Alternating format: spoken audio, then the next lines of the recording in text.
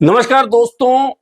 SI भर्ती परीक्षा को लेकर आंदोलन लगातार चला आ रहा है और अब वह तारीख लगता है कि आ चुकी है जब एसआई भर्ती परीक्षा रद्द होने या नहीं होने को लेकर अंतिम फैसला होना है, क्योंकि राजस्थान हाई कोर्ट में जो सुनवाई चल रही है उसमें राजस्थान हाई कोर्ट ने राजस्थान सरकार को 15 मई का अल्टीमेटम कह सकते हैं वह समय दे दिया है जब सरकार को अपना जवाब देना है। और सरकार यदि जवाब नहीं देती है तो फिर राजस्थान हाई कोर्ट इस पर फैसला लेगा कि एसआई भर्ती परीक्षा का भविष्य क्या रहना है।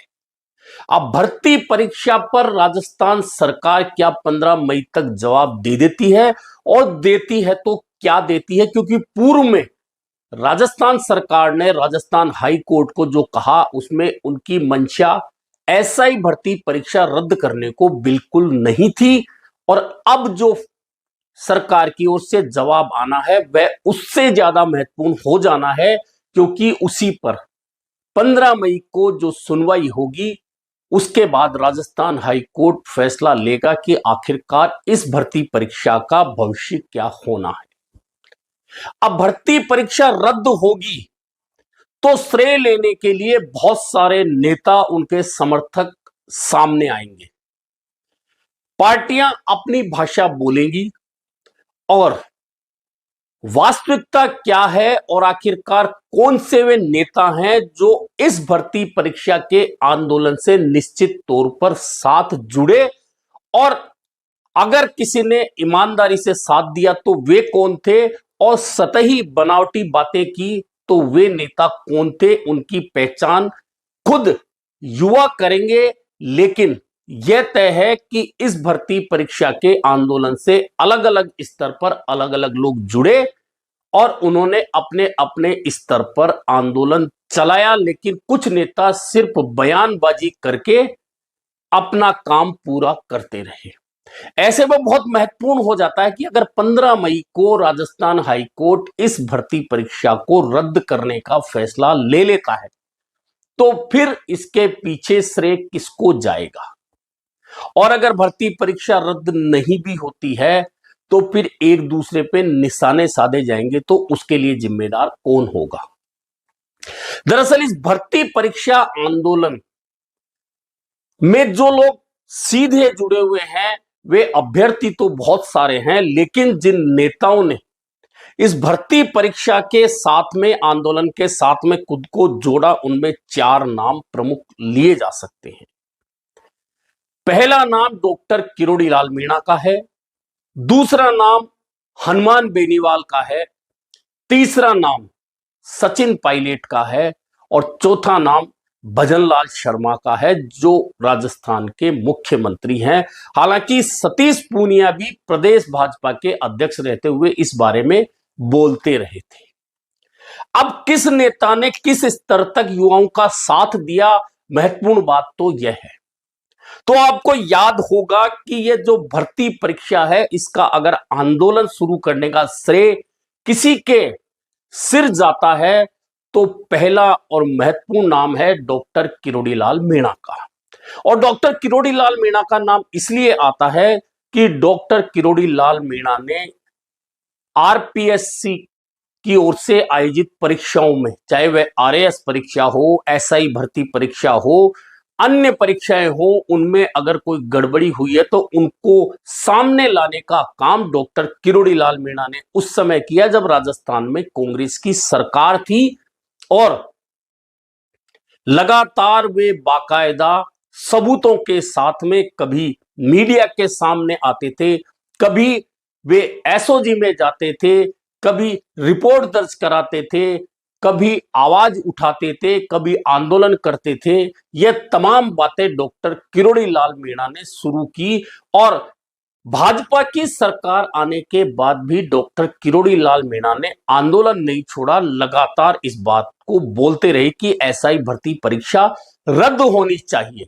हालांकि पिछले कुछ दिनों से उन्होंने जब से फिर से मंत्री पद संभाला है वे आंदोलन से तो हट गए, लेकिन पिछले दिनों जब हनुमान बेनीवाल ने जयपुर में आंदोलन शुरू किया तो मीडिया से डॉक्टर किरोड़ीलाल मीणा ने कहा था, मैं अब भी चाहता हूं एसआई भर्ती परीक्षा रद्द होनी चाहिए।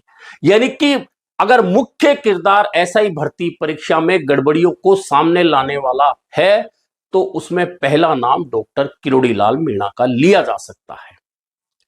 अब दूसरे नाम की बात करें तो वह बहुत महत्वपूर्ण नाम है और वह आंदोलन किस तरह से शुरू हुआ, किस तरह से दम तोड़ गया, यह भी बहुत महत्वपूर्ण बात है। दूसरा नाम है सचिन पायलट का।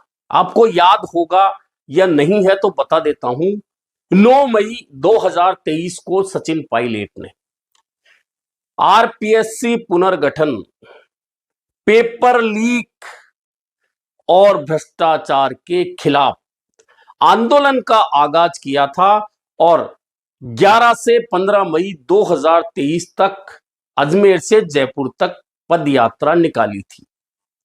और उस पदयात्रा के दौरान सचिन पायलट ने दोनों हाथ मुट्ठियां भींच भींच कर आंदोलन का आगाज किया था और कहा था कि जब तक आरपीएससी का पुनर्गठन नहीं होता, पेपर लीक माफिया पकड़े नहीं जाते, एसआई भर्ती परीक्षा और युवाओं को न्याय नहीं मिल जाता, आंदोलन करूंगा। जिस दिन 15 मई को आंदोलन समापन तो नहीं हुआ था, लेकिन यात्रा का समापन जयपुर में जब किया गया था 15 मई 2023, उस दिन भाषण जो दिया था सचिन पायलट ने, दोबारा सुन लीजिए आप।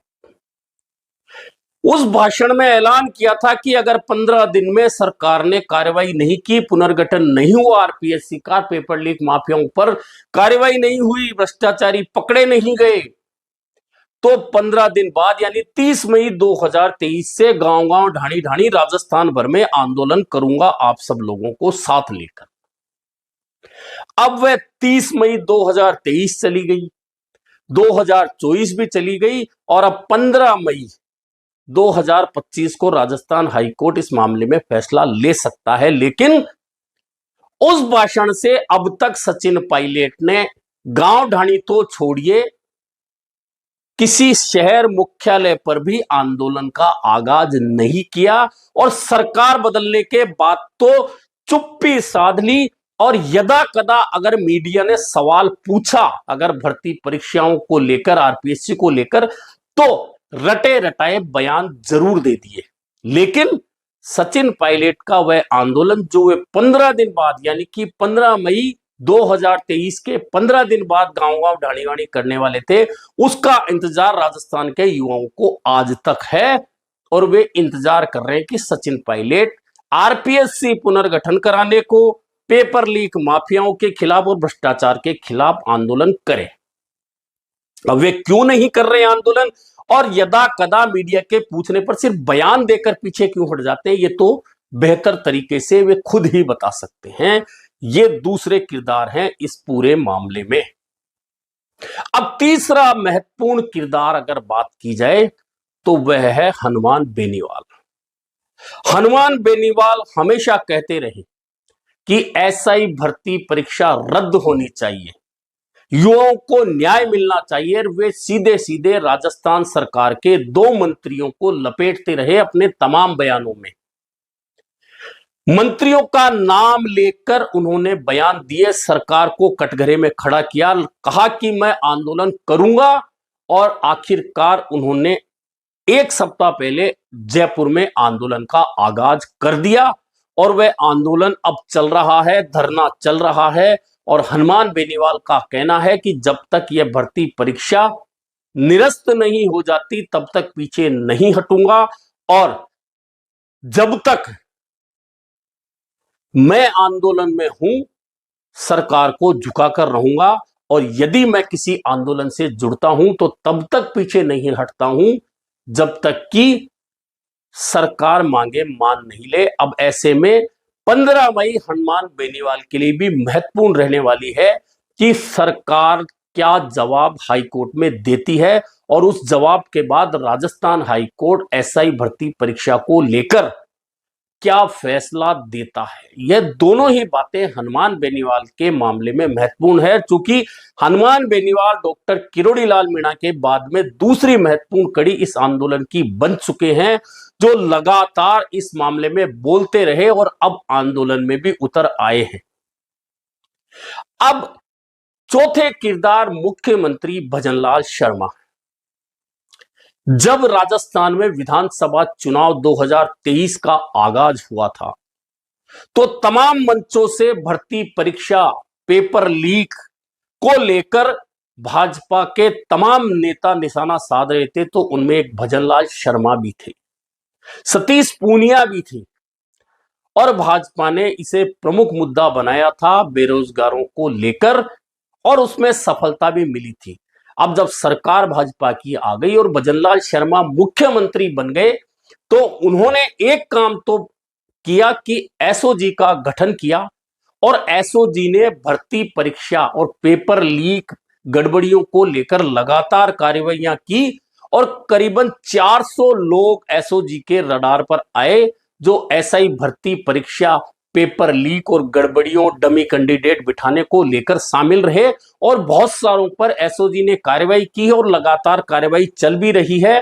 और पिछली हाईकोर्ट की सुनवाई में सरकार की ओर से यह जवाब भी दिया गया कि इस मामले में एसओजी कार्रवाई कर रही है और आगे भी कार्यवाही करती रहेगी। लेकिन सबसे महत्वपूर्ण बात तो यह रहने वाली है कि 15 मई को मुख्यमंत्री भजनलाल शर्मा के नेतृत्व वाली भाजपा सरकार आखिरकार एसआई भर्ती परीक्षा के भविष्य को लेकर राजस्थान हाईकोर्ट में जवाब क्या देने वाली है। इसी बात पर पूरी भर्ती परीक्षा का भविष्य टिका हुआ है। अब अगर सरकार भर्ती परीक्षा निरस्त करने का निर्णय लेती है, तो उन अभ्यर्थियों का क्या होगा जो मेहनत करके इस परीक्षा में पास होकर आए हैं। और भर्ती परीक्षा रद्द नहीं करती है, तो फिर जो फर्जी तरीके से थानेदार बन गए उनका क्या होगा। हालांकि बहुत सारे पकड़े गए, लेकिन बहुत सारे पकड़ से दूर भी रह गए हैं, तो उनका क्या होगा। ये दोनों ही बातें राजस्थान सरकार के राजस्थान हाईकोर्ट में पेश किए जाने वाले जवाब में महत्वपूर्ण रहने वाली है। अब इन चार किरदार के अलावा एसआई भर्ती परीक्षा आंदोलन को लेकर कई लोगों के बयान आए, जिनमें गोविंद डोटासरा भी शामिल रहे।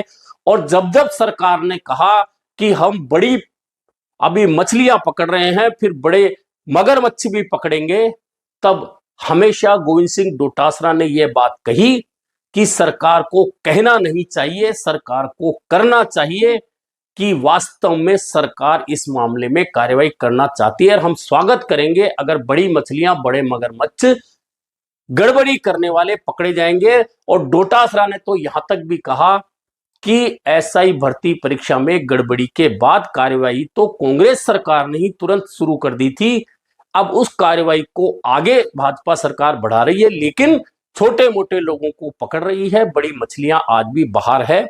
और यह पांचवें किरदार यह कहकर गोविंद सिंह डोटासरा बने हैं। अब ऐसा ही भर्ती परीक्षा रद्द होगी तो श्रेय किसको जाएगा, यह तो युवा खुद तय करेंगे। लेकिन यह तय मान के चलिए कि नेता और उनके समर्थक भर्ती रद्द होगी तो श्रेय लेने आएंगे, और भर्ती रद्द नहीं होगी तो एक दूसरे पर दोष डालने भी आएंगे, यह भी तय मानकर चलिए। फिलहाल तो इंतजार 15 मई का है। वह 15 मई राजस्थान के युवाओं के लिए बहुत महत्वपूर्ण तारीख बनने वाली है, जब राजस्थान सरकार इतनी महत्वपूर्ण परीक्षा के रद्द करने नहीं करने या भविष्य को लेकर राजस्थान हाईकोर्ट में जवाब पेश करने वाली है। अभी के लिए इतना ही, फिर मिलेंगे नए मुद्दे पर चर्चा के साथ।